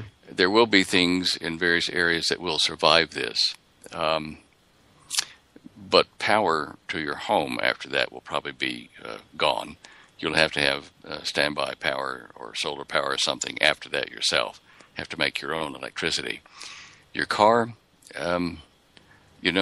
they say that these things will be destroyed by an EMP pulse. Well, cars are on rubber tires, and I'm not so sure, but what a lot of the cars will survive that because they're not grounded. Mm-hmm. One of the things about an EMP pulse is that it usually follows power lines and pathways to ground, electric ground. And so if a car is sitting there, then the EMP pulse would not go through it and down to ground unless it was a high voltage impulse. And I don't know, whether it will be that way or not, but I do suspect that vehicles, obviously the ones with computers may be affected, but the older ones, the pre-79 or whatever, with a rotary, spark gap and spark plugs and stuff, that would still work before the computer age. But I don't know on your truck. One guy I know he made a Faraday cage with wire mesh over posts and stuff, and grounded it all so he could drive his truck into it and a couple of other vehicles, and close them up in a Faraday cage built right on the dirt. Okay. And that would work, but for you, it'd take a trip probably to the local hardware store and get some posts that are metal posts, good conductors, and some of those copper conductor rods that are 8 foot long you can get from Lowe's or Home Depot, and you drive those down straight into the ground, and those become your ground rods, and you put up, wire mesh or even metal sheeting if you want to go that route, but it's got to be sealed, and wire mesh is the best way to do it. And you wrap your conductive posts, metal posts, in that wire mesh all the way around on top, and I'm not sure, since you're on ground, whether you'd have to do a ground plane or not, but if you were doubtful, you just lay the mesh down and cover it up with dirt, but connect it to the edges, the bottoms of all the other wire mesh around your storage room there. And you make virtually a big enclosed wire mesh cage that is grounded. The wire goes from it to those ground posts, and you open up the door. You got to be sure that there's no gaps around where the door opening goes to the rest of the structure, and you drive your vehicle in there and hope for the best. Yeah. Understand that there's not probably going to be just one EMP pulse, and some are going to come without warning when you're awake and your truck is out. Yeah. So people have said to me, well, I've got shielding for my computers and this and that and radios. And I'd say, well, you better have spares, because when it hits, it's not going to give you a warning. And if you're using those devices, they'll get fried, possibly. Mm-hmm. And as I say, there will be areas where it won't be as strong, and things will survive. I've seen that in some of the tests. But right underneath the EMP pulse, no. Virtually everything goes in that, except for stuff in Faraday cages. That does pose a double dilemma, though. One, if you were able to drive your vehicle, where do you go get fuel once you run out? And second, if you're the only one that has a vehicle and everyone doesn't, how many people are going to try to commandeer your vehicle and take it from you? Well, that's a good point. We're aware of that. And, you can only store so much gasoline or diesel for even your generators, and after that, they're gone. Yeah. And this is why I'm trying my very best to carve out time to finish my work on ways to collect electricity out of the air with an antenna wire and some very simple things that will convert it to electricity to charge batteries or run things for you. I know how to do it. It's just a matter of testing it and getting it to levels where it's viable for people to run a home off of it. My dad was always into radios and electronics, and when we lived in Buena Vista, Colorado, not too far from where you're at, more west, my dad had set up a long wire. It was about 500 foot long, and it was using it for a shortwave radio. Well, we had an electrical storm come through, but it wasn't really. I'm sorry, it was a storm, but it wasn't electrical. That wire, there was two things that was interesting about it. Number one, the whole United States was covered with clouds, and on Skip, we picked up a radio station out of New York City. I don't know how we picked it up, but we did. But the second thing was, when we took it off during like a storm or something like that, you could see a spark jumping off that wire almost an inch long. Okay, now you're seeing the very beginning of a power source. Now, yes. It doesn't. Now, when you took it off, was it always during storm time? Basically, because and you know how we found out about it was, my dad always told take it off during the storm, but we were hearing something go tick, tick, tick, and it was next to a piece of metal, and we're like, what is that? Well, we lifted it up, and like, there's this huge old blue spark coming off. How huge is huge? How long? I would say it was almost an inch. All right, go on. And, I'm looking at, this is probably about 20 years ago. I'm still in high school or so. And, it was just the idea that, it was picking up radio stations, which it did do that. But the idea that it was collecting all that static electricity out there. Now, I don't know what it was like during the day. I just know that it was like when there was a storm over. And at the time it was, yeah. Now, I've heard that from a number of my ham radio friends. They have an antenna, usually a straight antenna, stretched across a roof or between a barn and a house, and they would get, during lightning storms as they were coming, these storms would produce terrific discharges on the wire. And you remember Art Bell on Coast to Coast? I do. Well, now, Art and I talked a few years back. He was, a big ham guy, and he built some big antennas. It was a loop, actually, running around his house, and I'd say it was... just remembering the photographs of it, I'd say it was probably about 30-foot tall antennas. And he stretched his aerial wire across that and down to his ground, down to the station. And he was complaining to me. He said, geez, I've got a problem with this. He said, I've got this beautiful antenna up now. I want to be able to talk to the whole world. And he said, but there's these arcs that keep jumping off, zap, zap, zap, off the end of it. Uh-huh. And he says, I'm having them install a bypass ground, like a lightning arrestor type thing, a lightning shunt, so that it doesn't bother my radio. And I'm saying, Art, listen to what you're telling me. I said, we've been talking about free energy for a long time, and here you've got it, and you're trying to get rid of it? What are you, crazy? Yeah. Anyway, he sent me photos of the aerial taken from a helicopter around his house to show how it all worked. Now, the point is this. You need to be able to convert high voltage static electricity into alternating current at 120 volts. Okay. That means you need to turn something, a little generator or a motor working in reverse, to generate the output for you. Okay.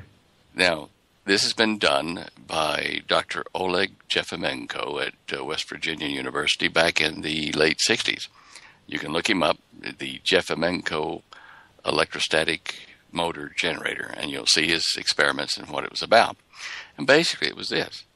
He put a 1,200-foot long antenna lead, a wire, on a helium balloon, about 3 of them, and sent it up to a 1,200-foot altitude, and referenced it through a little generator he made that worked on static electricity to ground. And he was getting 40 to 70 watts of power continuously day and night from that aerial. Really? It was just because it was high voltage at that altitude. Now think about it. There's a voltage gradient on Earth without storms of about 30 volts per foot. Mm-hmm. So between your feet and your head, there might be, 150 volt, worth of charge difference that you could short out between your head and your feet. You get 150 volts. You go up 1,200 foot, and you're looking more like 30,000 volts. Now, okay. People aren't going to be able to just run helium balloons up to get power, and the wind's going to blow them, and these things don't stay aloft for more than about 5 or 6 hours, and they wear out and come down. Sure. But if those people that live next to, say, on the side of a mountain or at the base of a mountain, they can run an insulated cable up so that its altitude is 1,000 feet higher than they are. And at the top of it, they can put a bunch of metal containers, cans, whatever else, insulated from the ground, and then connect them to the top of that antenna, that aerial, that wire. And down on the bottom, down below, 1,000 feet below where their house is, they can put in a ground stake, and they will find, surprise, surprise, arcs jumping out from the end of that antenna to that ground that they can then put into an electrostatic generator and make it turn and generate power. And that's a simple way that can be done by people right now. Just go out and get the parts and do it if you're in that kind of a situation. But for those of us, the majority of us that sit on fairly level ground and don't have a mountain to string an antenna on, we have to be able to get the electricity and get it down into our device. Mm-hmm. Now, the way you do this is what happens when that thunderstorm comes in at that wire antenna you were talking about. You saw the arcs coming off of it. Yes. The voltage gradient under a thundercloud, under a lightning cloud, the voltage gradient is much greater per foot. It's not 30; it might be 1,000 volts, per foot, or 50 or 100. But anyway, it's greater than normal, and that's why you see abnormal arcs forming as a thunderstorm approaches. But during the times there's no thunderstorm, you don't see such a big differential over that small amount of space. But let's say your antenna was only 10 foot above ground or something, and you were getting a spark that was close to 15,000 volts. Okay. Well, then if it was 10 foot above ground, that means that you were getting 1,500 volts per foot. Okay? Which is, a lot of, what is it, 1,500 or divided by 30. That's 50 times the normal gradient. So how can you get that gradient to occur without a thunderstorm? And the way I see to do it is to set up your antenna, which is a straight wire running about 80 foot, 100 foot long, or even longer, and insulate it along the length of it, but so that it can't get to ground either at one end of it or the other, except through a spark gap that goes to a ground wire. Okay. And you can cause this antenna wire to become a Tesla resonant circuit by simply letting it oscillate at its free harmonic frequency, whatever that is, for the inductance and the capacitance of it. And once you kickstart it, it will start to sustain. And this is what Dr. Morey did, Henry Morey, when he had his device that was drawing 5 kilowatts day and night. He had his antenna, and he would kickstart it with a spark gap, with a piezoelectric method of generating a spark gap. In the early days, he used a Helmholtz, or like a spark coil. And what you do is you can take a little fire starter, where you click it and it ignites the gas, turn the gas off the little handheld fire starter, just so you get the spark, and you spark your antenna from the end of that, bang, bang, mm-hmm. bang, until it says, oh, I'm going to start oscillating back and forth at 50 million cycles a second, mm-hmm. or whatever. It will then become a resonant antenna, which will absorb electrons in the air coming from the bombardment of the Earth's magnetic field by the solar wind. And it will be stronger during the day and weaker at night. But what happens is the physical compression of your charged wire antenna space will generate electric current in that wire. It will accelerate and increase it so that it will make an arc that will jump across your little spark gap you got there reference to ground. And then the only trick you've got to do is to be able to take that antenna, the end of it close to your spark gap, put that into an electrostatic motor that you build, and the ground wire to your electrostatic motor goes to your ground stake you've staked in, and you'll be able to govern the speed of that, mechanically or otherwise, so that you get roughly 60 cycles a second and 120 volts off of it, especially if you have it turn another motor that's an AC motor normally, but and it has magnets, fixed magnets in it, mm-hmm. and you're going to turn it so that you take the leads that would normally be going in to power that motor, you take the leads out as power because you're going to turn it and make it a generator. But that only works when you got fixed magnetic field motors, with magnets rather than coils and coils, driving each other. But it will work. That makes me think. Let me ask you. This is my hypothesis, my idea, or something like that. We live on 2 acres. It's all fenced. What if I could insulate, like let's say, little eyelets, and then string like wire around the whole property, and then run that into, like, let's say, the positive end of a battery. The negative end of that battery actually goes into a ground rod. Could you actually, in theory, charge that battery? You could, but you could also fry the battery. Oh, really? Well, you're going to put 15,000 volts down into your battery? No, probably not. Well, that's going to short the plates and stuff. So what I would suggest is you hook up in between your positive terminal and your wire. You hook up the old ignition coils, that we used to have the things in a car. I've got one of them here. And you hook it up in reverse so that the high voltage goes into the high voltage side of that would normally be going to your spark plugs. And the low voltage side goes to your battery. And that way then you'll be able to punch stuff into your battery. Oh, interesting. I mean, that's how I do the radio show here. It's like, I'm like, hey, can I do this? Yeah. I found out, hey, that works. So, yeah, I mean, I think that's how God does move on people to make them think about things. Of course, my idea with the battery might make someone else out there go, well, gosh, you thought about the battery. What if I try to do this? Yeah. Well, I know in my youth we used to play with just a normal antenna and a spark coil from the car and a battery, and you could charge up a motorcycle battery in a couple of days that way just with a little short antenna. But getting, serious about it, you would run it through those insulated eyelets around your fence, and I've looked at doing mine here, but I have to raise mine up a bit because my dogs can leap that high and they'd get into trouble. Oh, yeah. Yeah. But,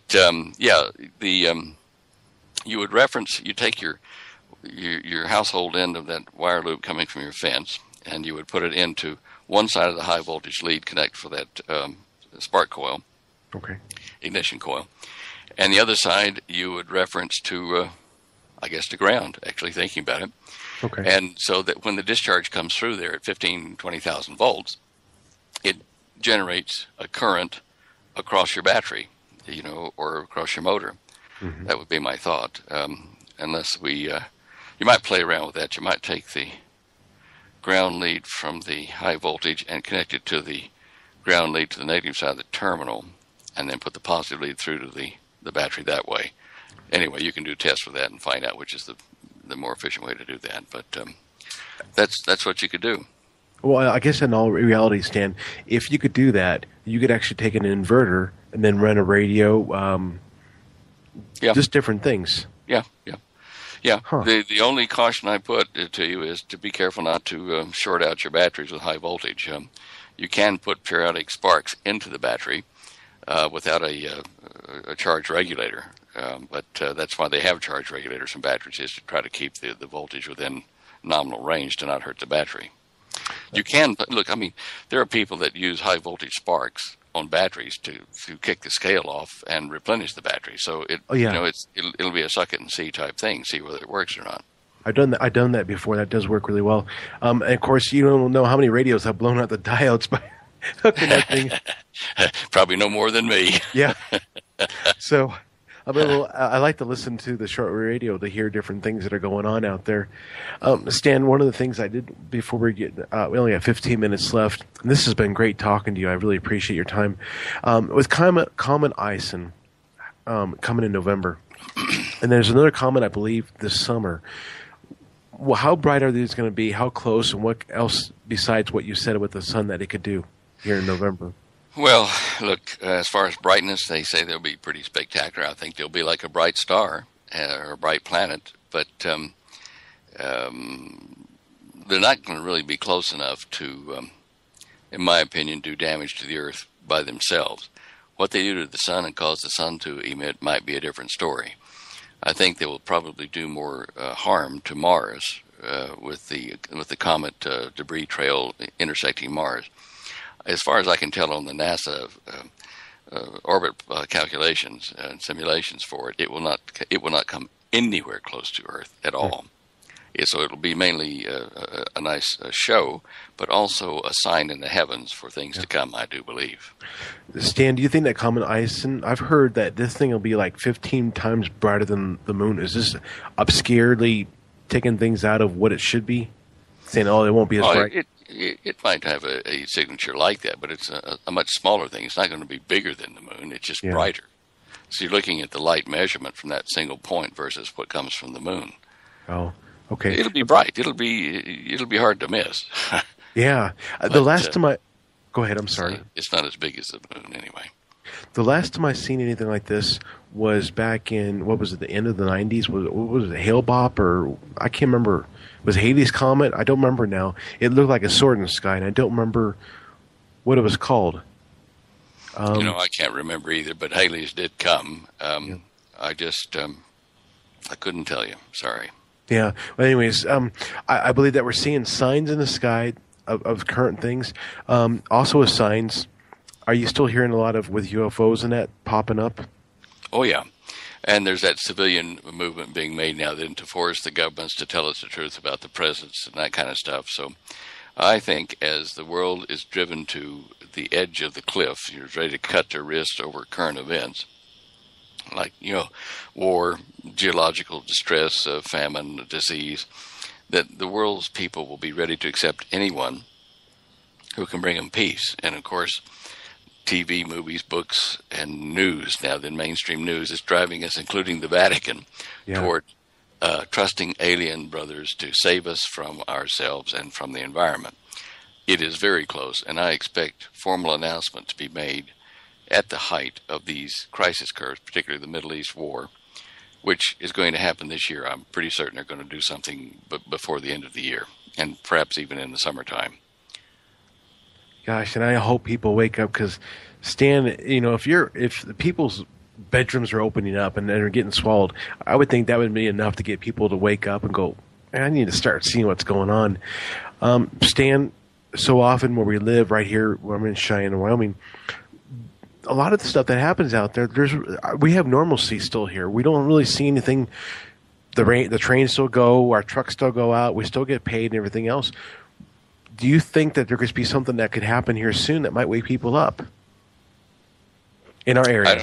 I don't know. I don't have a glass ball for that, a crystal ball. But there are problems with Yellowstone National Park. We do know that the government is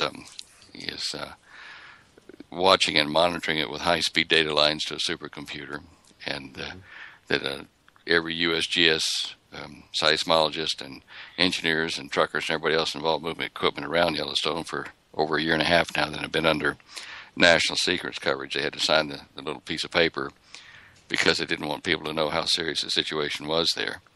Now, that's closer to you than it is to me, but we're still in an area where, both of us might see a bit of ash should that erupt, or should it even just make a magma flow.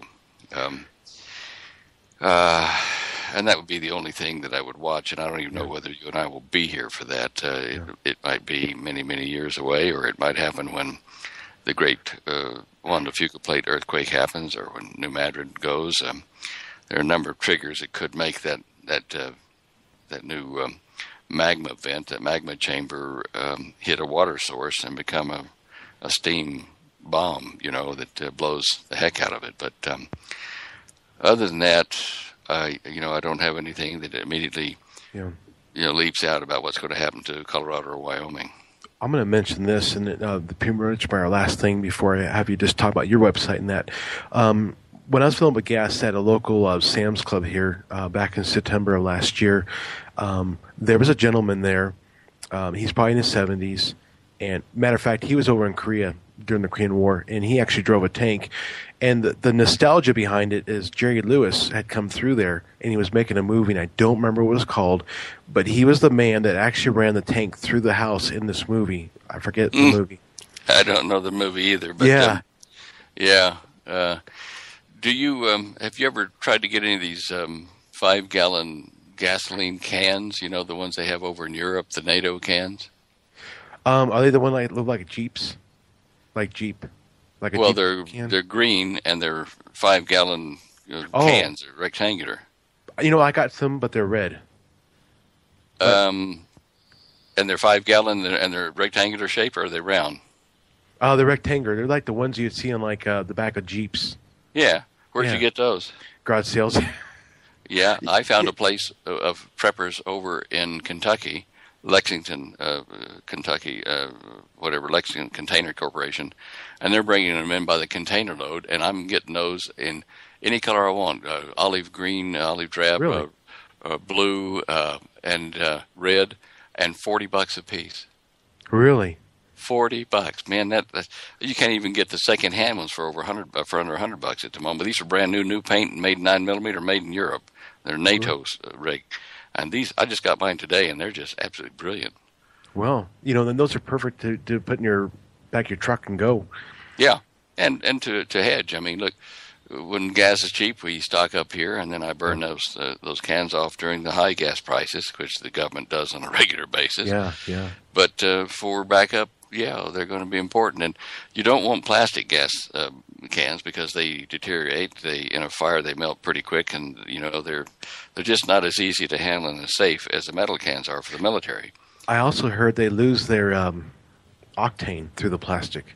Butane, yeah. Oh, yeah. Yeah, their octane rating does go down, and even in a metal can, when you pop it open after storing it a year or so, you'll get, a big gas release. And we just replenish the octane in our gas using a PRIG for gasoline. We had a few an ounce or so of that into our tank when we were doing that, and it replenishes the gasoline that's been there on the shelf for a year. Same with the diesel. Diesel is better if you got a diesel vehicle or a diesel generator, because this PRID for diesel will revitalize diesel that's been stored in a drum on a farm and it's got water intrusion and everything. 15 years old, it'll make it burnable. Wow. So PRI is good stuff. We promote it. We don't sell it, but it is it's like stable. But it's better than stable. Yeah. Oh, is it? Okay. Yeah. Now we use it on the farm down in Australia, and we use it here. And a gallon of that'll go fix maybe 2,000 gallons of gas or something. It's really a great ratio. I'll have to remember that. The reason why I was bringing this guy up was he says, I don't like how our country is going and stuff like that. But he said, you don't realize how many Chinese and Russian troops are coming through. And he said, I've seen their IDs. He said, I've seen the Russian one. And the Russian guy told him, he says, the American people better make their vote right. And this is September of 2012. And he says they're everywhere. American people going to do what now? Well, he's saying that the Russian and Chinese troops are everywhere. But what are you saying about the American people? I didn't understand that. What was that? The American people better make their vote right with Obama. When before the vote came through in November. What does he mean? We should have voted him or not voted him in? Not voted him. The people better make it right. Yeah. Well, they didn't. No, it's sad. And it just seems like the way he was talking, a lot of Russian troops and Chinese troops now in our country. Yeah, I've heard that too. Haven't seen any of them, but then we don't get out that much. So, yes, it's a bad time to be here, and I'm sure hoping the Lord's going to come and help us out soon, because short of that, we're facing a pretty grim future. Well, Stan, I won't keep you. Only got just a few minutes here. May I have you talk about your website and your books? Okay. Yeah, our website is standeyo.com. That's STANDEYO.com. And if you get on there, we have on that front page, Holly has a link to pictures and links to our books, the Dare to Prepare book, which is a 624-page, 8x11, 3.8-pound book. And it has 69 chapters of everything in there you need to know, basically, for preparing yourself for a number of traumatic events, including loss of your job, but also nuclear war and how to endure that in situ, to survive if an anvil cloud drops radiation on you and all that kind of stuff. And then we've got the Cosmic Conspiracy that I wrote the first edition of in 1977 and the final edition in 2010, which certainly has, in the last chapter, I've added very important information about the UFO deception in there that people need to read now before it happens to get prepared for that. And Holly's got an ebook on a CD-ROM. It's Prudent Places USA, where it lists the reactors and about 72 different variables that down to a county level and city level in some cases all across the United States, and includes Hawaii and Alaska and that, showing what's in your area, what you have to deal with as far as potential threats and what's coming. And for the people that are thinking about moving, it shows you where you might want to move, where you can deal with the local situation better than you can where you are. But basically, there's no absolutely safe place, but there are cleverer places than others to be. And she's got the Garden Gold ebook, which you can download. which, tells you it's several hundred pages of stuff. You can print out what you need or view it on your computer. And it tells you how to prepare a special soil mix to grow intensive gardens in 4-foot by 4-foot raised gardens, so that you don't have to be out there constantly weeding a big acreage. You can grow them crowded, intensive growing. And we've done this now for several years ourselves. It does work, and Lord willing, you get rain on that, and sunshine where you need it, not too much. And we have the website, and she updates that every day with news, 6 days a week, that you might need, including earthquake forecasting that I do, and news that she gathers from over 100 news sources overseas and local, from 4:30 in the morning to about 10 in the morning, Colorado time, so then people can read it early in the day. And that's about it. Lord willing, we will continue to do that for, time to come. And if not, if our site goes unupdated for a few days, you'll know that we're gone.